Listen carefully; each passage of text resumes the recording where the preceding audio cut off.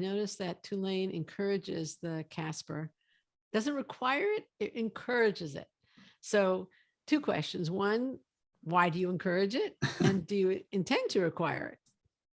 Yeah, so we do encourage it. And I know when people say like, oh, if it says encourage, it's required, it's not going to keep any application from coming incomplete. It's one of those things where it's still relatively a new test. I know it's been out for we've been using it for, I think, 5 years now.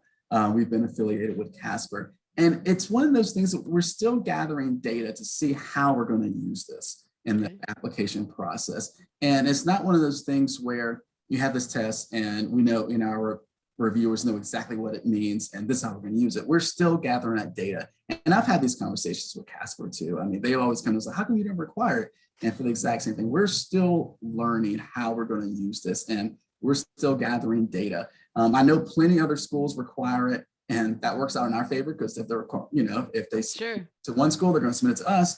So we're just gathering data to see how we're going to use this test. What does it mean? And once we figure that out, how can we explain that to our admissions committee so they can figure out how they're going to use it and how they're going to interpret the results. And usually that's the main thing. Anytime a new test comes along or new examination, you have to explain it to maybe a group of people who, one, never heard of it, and two, are so maybe sometimes old school in their thinking. They're like, oh, it's not an MCAT score, so I don't know what this means. So you have to make sure, one, you understand it well enough to how it's going to be used, and two, to explain to others when they're using it in their assessments.